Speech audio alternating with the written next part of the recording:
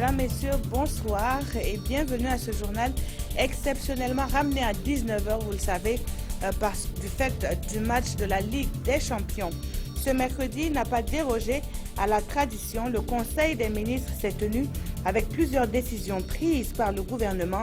L'on apprend qu'il mène la traque pour recouvrer plus de 95 milliards de francs CFA blanchis au cours de l'année 2015. Le nouveau directeur de l'Agence nationale du renseignement est lui aussi connu en la personne du colonel de gendarmerie François Ouedraogo. L'éducation fait également partie des décisions prises par le Conseil de ce jour. Nous ferons le point sur la rencontre qui se tient à Ouagadougou sur la validation d'un rapport. Lequel rapport n'est autre qu'un constat analytique du système éducatif burkinabé et de ses composantes. Dans le même temps, à Kombisiri, une visite de terrain a été effectuée par le gouvernement et ses partenaires. En ligne de mire, le Continuum et l'école de la deuxième chance. Le jour d'après, quel bilan? Le 8 mars a diversement été commémoré dans la capitale burkinabé. Un dénominateur semble pourtant commun, l'ambiance. Les bars, maquis et autres lieux publics n'ont pas désempli jusqu'à la tombée de la nuit. Vous le verrez dans ce journal. Plus de 95 milliards de francs CFA blanchis au cours de l'année 2015. Le gouvernement a instruit le ministre de la Justice d'investiguer sur la question. Autre point du Conseil des ministres tenu ce mercredi 9 mars, le recrutement des jeunes diplômés pour le compte du ministère de l'Éducation nationale et la mise en route de l'Agence nationale du renseignement. Le point avec Mokhtar Ouedraogo et Sibidi Issa Lankwande. Une quinzaine de dossiers ont été examinés par le gouvernement au cours de ce Conseil de ministres. Des enquêtes menées par la CNTIF, la cellule nationale de traitement des informations financières, révèlent des faits de blanchiment d'argent portant sur près de 96 milliards de francs CFA au titre de l'année 2015. Le gouvernement entend s'employer à les recouvrer. Il s'agit notamment des comptes bancaires dormants, comme disent les banquiers, qui ont enregistré de nombreux mouvements assez importants de façon subite. Il y a par exemple également les comptes des mineurs qui sont crédités avec des sommes relativement importantes. Il y a des versements de transfert de fonds, notamment d'organisations à but non lucratif sur des comptes privés. Il y a également tout ce qui touche la fraude fiscale et les infractions à la réglementation du chômage. Donc au vu de cette réalité-là, le Conseil instruit le ministre en charge de la Justice et des Finances de suivre l'évolution des dossiers dans le respect des procédures judiciaires. Pour plus de transparence et un meilleur suivi de la gouvernance de la maîtrise d'ouvrage gouvernementale, décision a été prise de réunir l'ensemble des projets gouvernementaux sous une seule maîtrise d'ouvrage. Il y a à la fois une maîtrise d'ouvrage déléguée au niveau du Premier ministère, il y en a une qui est le PSUT, il y en a une autre qui est logée au niveau du ministère des Infrastructures. Donc le Conseil a décidé de réunir toutes ces maîtrises d'ouvrage-là en une seule, afin donc de rendre le travail un peu plus opérant et plus efficace, notamment en ce qui concerne l'exécution et le suivi des œuvres, afin qu'on n'ait pas des situations où on a des marchés qui sont déclarés achevés, mais en réalité qui n'existent pas. Le recrutement annoncé de personnel pour le compte du ministère de l'Éducation nationale débutera courant mars, mais le gouvernement a tenu à faire des précisions sur le processus. En raison notamment des besoins au niveau du MENA, c'est plutôt le poste primaire qui est intéressé. Parce qu'aujourd'hui, la formation des instituteurs couvre effectivement les besoins du MENA. Donc les recrutements se feront au niveau essentiellement du poste primaire. Et pour cette première année 2016, ça va toucher à peu près 4200 personnes. Les modalités de participation à ces recrutements seront précisées par voie de communiqué à partir du 15 mars. La situation sécuritaire du pays devra aussi connaître une amélioration significative avec l'opérationnalisation de l'Agence nationale du renseignement. Son directeur général vient d'être nommé en la personne du colonel de gendarmerie François Ouedraogo. Sous l'égide des ministères en charge des questions éducatives, des acteurs et experts sont réunis pour valider un rapport. Celui-ci porte sur l'état du système éducatif burkinabé et comprend un constat analytique de ce système et de ses composantes. Nul doute que la rencontre qui se tient depuis ce matin dans la capitale burkinabé a la ferme vision de gommer les tares du monde éducatif. Yacouba Gamede Mouankundabire, reportage. Le gouvernement veut assurer une meilleure éducation à tous les enfants burkinabés. Une quête de performance qui a nécessité l'élaboration d'un rapport d'état du système éducatif national et cela dans le but de rationaliser l'allocation des ressources disponibles. Réunis ici à Ouagadougou, ces experts et partenaires de l'éducation vont passer en revue ce rapport avec pour objectif de dégager les forces et les faiblesses du système éducatif. Ce que nous avons observé dans ce rapport, c'est que plus de la moitié des enfants d'âge scolarisable du primaire sont encore hors de l'école. Et actuellement, près de 96% des enfants n'accèdent pas au préscolaire. Le troisième défi concerne un peu le développement de l'enseignement technique de la formation professionnelle. Aujourd'hui, on voit qu'il y a un développement très timide de ce sous-secteur-là, alors qu'on connaît bien les potentialités de ce sous-secteur au regard des besoins de l'économie. Le document constitue un outil d'évaluation et de pilotage pour définir les réformes à entreprendre pour mettre en adéquation le système éducatif avec le marché de l'emploi. Quand on arrive à sortir les vrais points de contrainte pour le système éducatif, ça permet aussi de dialoguer avec les différents partenaires, voilà, les acteurs du système eux-mêmes, mais également les partenaires au développement. Voilà, présenter un peu quelles sont nos contraintes, vers où le Burkina veut aller. Les recommandations issues de cette rencontre permettront de fournir au ministère de l'Éducation nationale et de l'alphabétisation des enseignements pour l'atteinte de ces objectifs.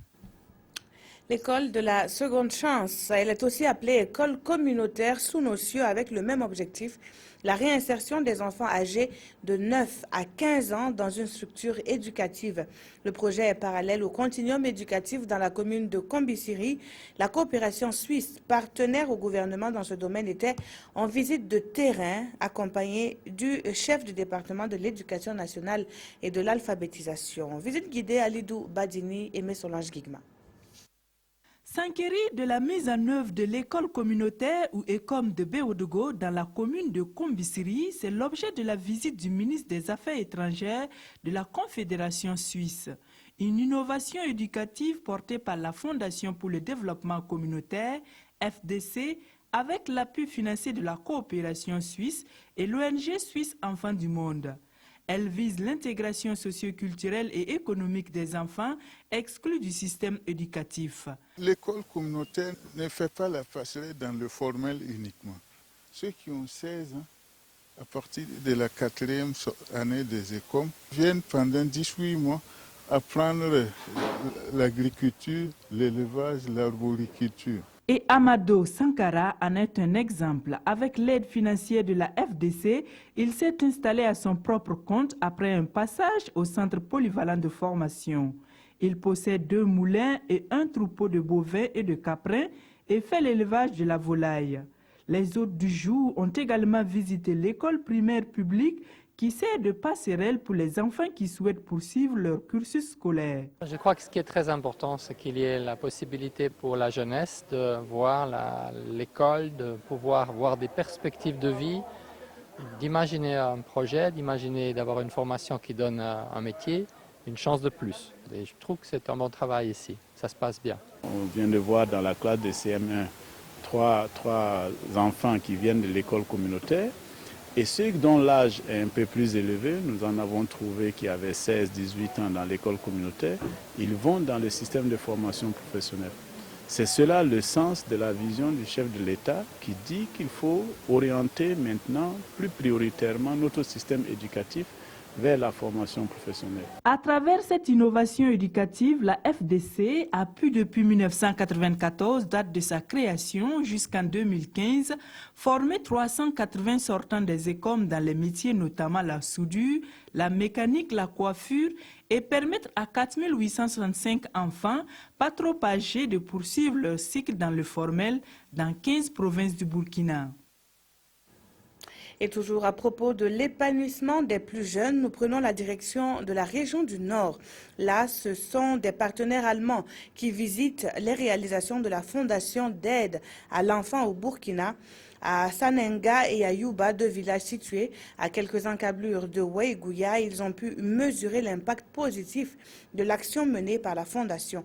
C'est ce que nous disent Irénée Kaboré et Moussaki. Un centre d'alphabétisation à Sananga, une unité de formation, un CSPS et une école réhabilitée à Yuba sont entre autres des réalisations visitées par les partenaires allemands de la Fondation d'aide à l'enfant en détresse au Burkina, FAEDEB. Une visite qui a pour but d'échanger avec les partenaires sur le bien fondé de ces infrastructures. Un centre de formation, des écoles, donc et tout ça c'est formidable pour Yuba. Et aussi à ce moment, le village était un peu petit et maintenant le village est grand. 80 000 € pour la réalisation des hôpitaux, des écoles et puis des centres de formation. C'est notre participation aussi pour le développement du village. Je l'ai fait avec des camarades, des frères au niveau de la localité qui nous ont accompagnés. C'est une action commune. Des bénéficiaires ont profité de cette sortie pour remercier les responsables et partenaires de la Fondation pour ces différentes réalisations. Un fils de Yuba, le nom du Belem Siriki, qui fait appel à ses partenaires allemands qui sont venus réfectionner la toiture, la peinture. Présentement, nous sommes fiers, nous sommes contents de travailler dans des locaux sains. Nous avons près de 400 femmes qui n'avaient pas auparavant quelque chose à faire. Mais aujourd'hui, elles font le tissage, elles font la teinture et elles font l'alphabétisation pour mieux tenir leur compte. Cela fait 10 ans que la Fondation d'aide à l'enfant en détresse au Burkina intervient dans ces villages. Elle accompagne donc l'État burkinabé dans l'atteinte de ses objectifs en matière d'éducation et de santé. Plus de 25 millions de francs pour servir aux populations de la province du Namentenga un meilleur accès à l'eau potable. Le Japon reste fidèle à sa vision de partenariat avec le Burkina et a procédé à la signature d'un contrat de don dans la matinée de ce 9 mars.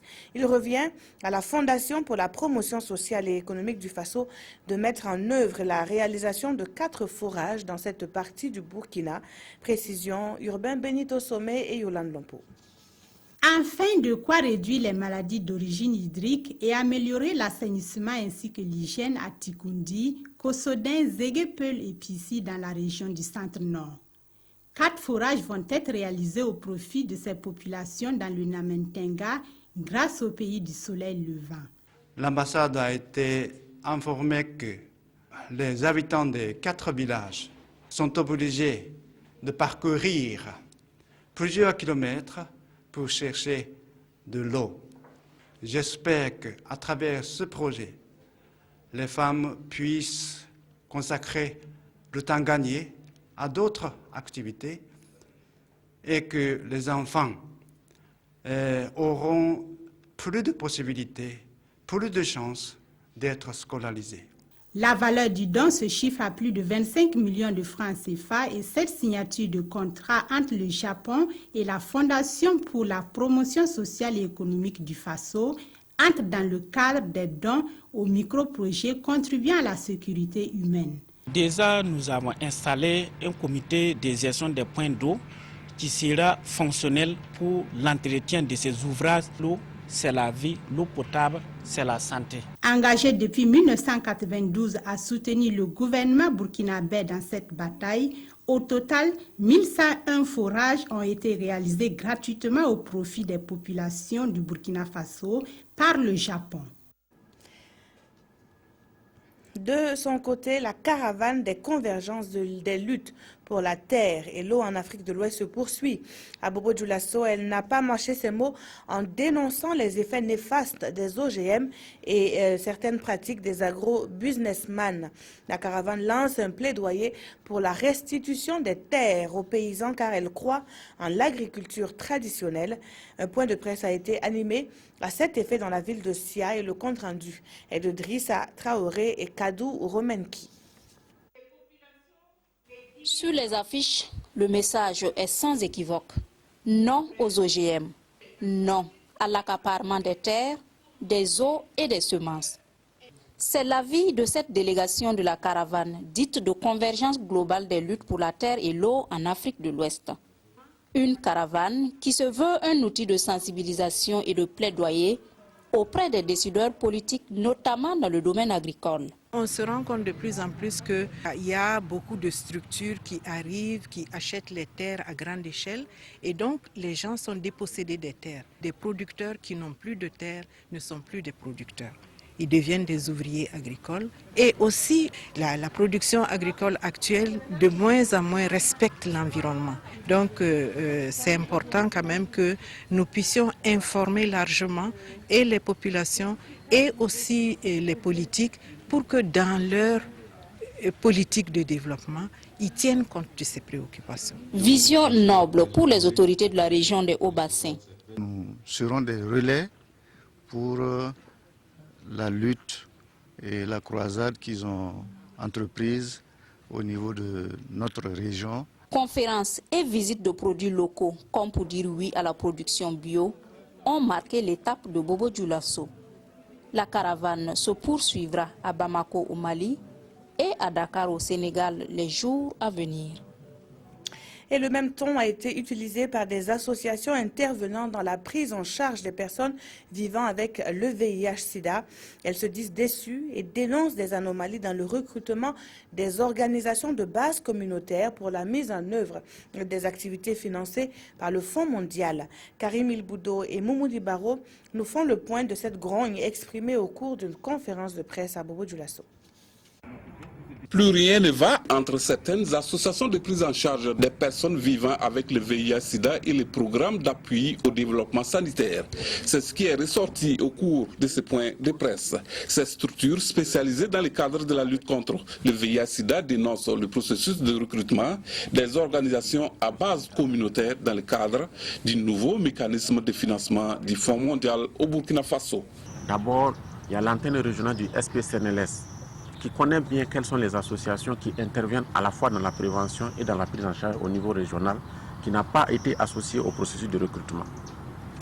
Il y a également la maison des associations qui regroupe la grande majorité des associations dans les hauts bassins et les cascades, qui n'a pas été associée au processus de recrutement. Voilà donc une situation qui risque de créer des difficultés dans la prise en charge efficace des personnes vivant avec le VIH, car déjà le problème d'intrants se pose avec acuité. Nous manquons d'intrants au niveau de nos laboratoires. C'est d'interpeller d'abord les autorités politiques, et de surcroît vraiment le ministre de la Santé, à accorder vraiment une attention particulière sur le devenir de plus de 6000 PV-VIH de la ville de Bobo Dioulasso.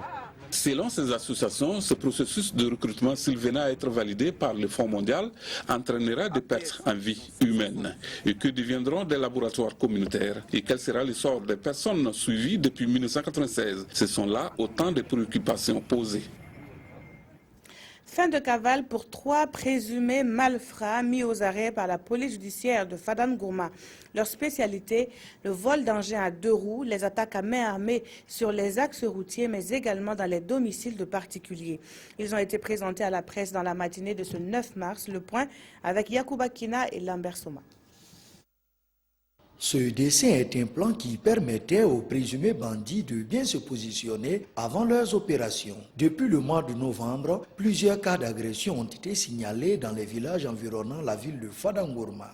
Le 4 novembre 2015, nous recevions une victime qui nous déclare avoir été agressée à son domicile au cours de la nuit écoulée et qu'il aurait réussi à blesser grièvement l'un des auteurs avec son fusil de chasse calibre 12 mm. On retrouve les traces du présumé bandit au CHR de Fadam-Gourma, puis à l'hôpital Yalgado Ouedraogo de Ouagadougou. De retour un mois plus tard dans son village de Kouaré, il s'évanouit dans la nature. Avec la collaboration des personnes dignes de foi, nous avons pu mettre la main sur les nommés Dayamba Mark, Diallo Ama, dans la localité de Kouaré, et le nommé Bourgou Amadou à son domicile ici dans la zone non lotie du secteur numéro 1 de Fadam-Gourma. Interpellés, ils reconnaissent les faits qui leur sont reprochés. Les perquisitions ont permis de retrouver 8 motocyclettes, toutes marques confondues. Plusieurs documents falsifiés de motocyclettes qui déclarent les avoir déjà vendus à Niamey. Des téléphones portables, des faux billets de banque d'une valeur de 30 000 francs, 2 fusils de charge calibre 12 mm, un pistolet de fabrication artisanale, des cartouches de calibre 12 mm, et des amphétamines. 2 propriétaires de motos volées ont pu entrer en possession de leurs engins. Retour à présent sur la commémoration de la 159e journée internationale de la femme. Cette année encore, les lieux et espaces publics de la capitale ont été pris d'assaut par les femmes, mais aussi par les hommes. Les bars et maquis proposaient des programmes spéciaux qui se voulaient alléchants. Le moins que l'on puisse dire, c'est que l'ambiance était au rendez-vous dans les différents espaces publics visités par nos reporters Moussa Ouetraogo et Boumayanes Nebié.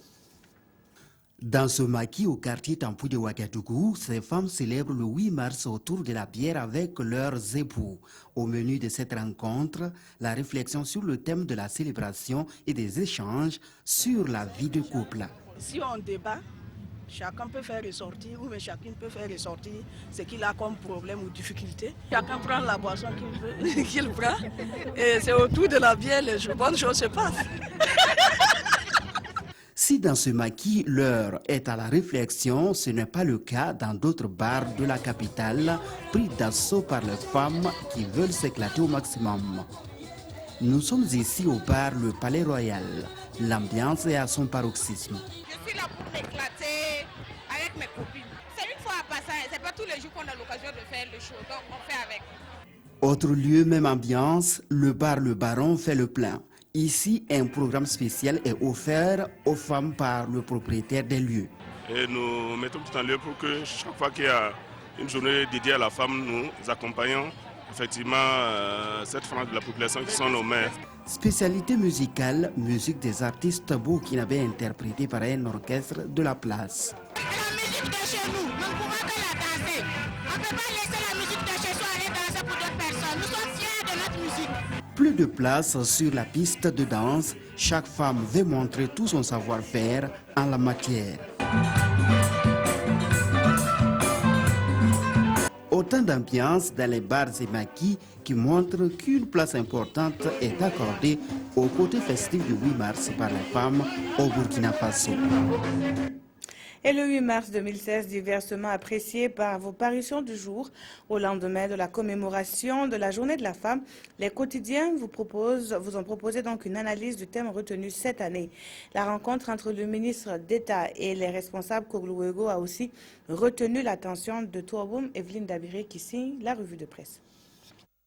Propulser les femmes vers l'entrepreneuriat agricole, tel est l'objectif de ce 8 mars que rappelle aujourd'hui au Faso. Le journal Le Quotidien constate que les femmes se sont mobilisées pour l'amélioration de leurs conditions de vie et de travail. Cette célébration dans les hauts-bassins a été une aubaine d'évoquer les problèmes qui entravent le plein épanouissement des femmes, rapporte DNF. Pour le pays qui fait une analyse de la situation des femmes au Burkina, l'espoir est permis, d'autant plus que les lignes commencent à bouger. Le gouvernement doit mettre des bouchées doubles, poursuit ce quotidien, pour que soient mises en œuvre les nouvelles mesures annoncées en faveur de la femme. Autre point de l'actualité nationale, la rencontre entre le MATE-DSI et l'école Ouéogo. Sidouaya rappelle que cette rencontre avait été initiée par le MATE-DSI Simon Compaoré suite à l'incident intervenu entre l'école Ouéogo de Boutiourou et un catéchiste de la zone dans la province de la Sicile le 26 février. À la suite de cette rencontre, le MATE-DSI soutient dans notre temps que nul n'est au-dessus de la loi et aucune autre dérive ne sera tolérée. Cependant, Simon Compaoré relève qu'il ne faut pas jeter l'anathème sur toutes les associations, poursuit-il dans Sidouaya.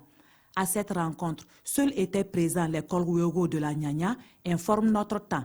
L'école Ouéogo de Sapuy et de Léo qui se sont mis sous les feux de la rampe pour leurs mauvaises pratiques ces derniers temps n'ont pas daigné répondre à l'invitation-convocation du ministre d'État et patron de la sécurité nationale Simon Compaoré, rapporte Le Soir qui interroge alors « Est-ce la défiance d'un homme ou de la République ?»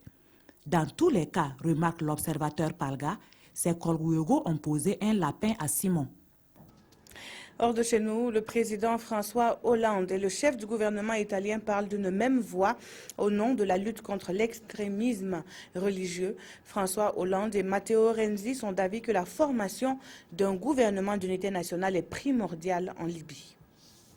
Crise migratoire, Syrie et Libye. Après le sommet entre l'Union européenne et la Turquie, ces questions ont été au cœur d'un autre sommet, cette fois entre l'Italie et la France. François Hollande a été reçu à Venise par Matteo Renzi, l'occasion d'un nouveau message à la Turquie après la mise sous tutelle du journal d'opposition Zaman.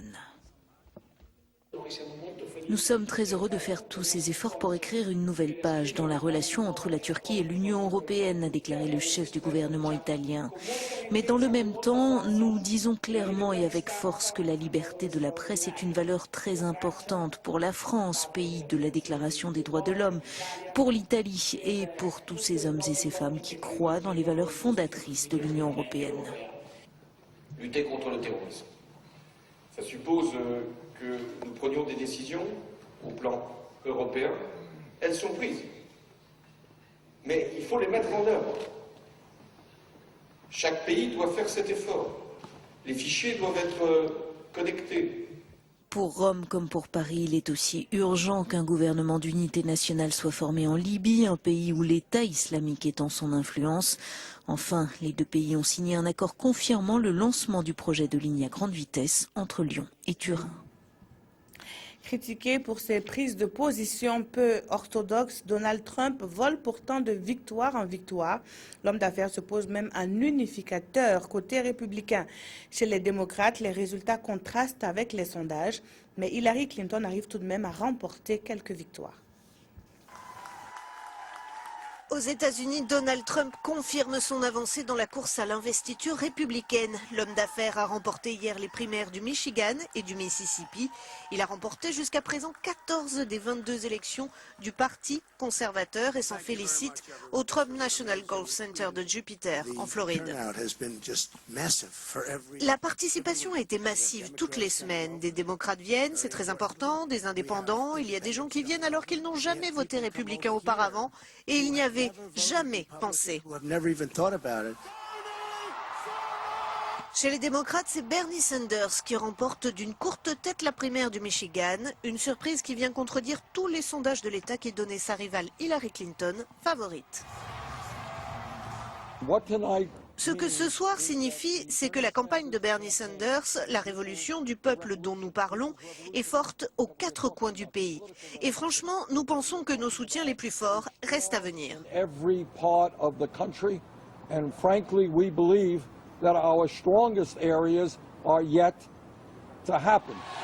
Hillary Clinton a, elle, décroché le Mississippi où les Noirs représentent un bloc électoral important. Jusqu'à présent, ils ont voté à plus de 80% pour l'ancienne première dame dans les autres États du Sud. Merci d'avoir suivi ce journal qui s'achève tout de suite en direct sur la télévision du Burkina. Chelsea PSG, le match retour comptant pour les 8e de finale de la Ligue des Champions. Très belle soirée en compagnie des programmes de la télévision du Burkina.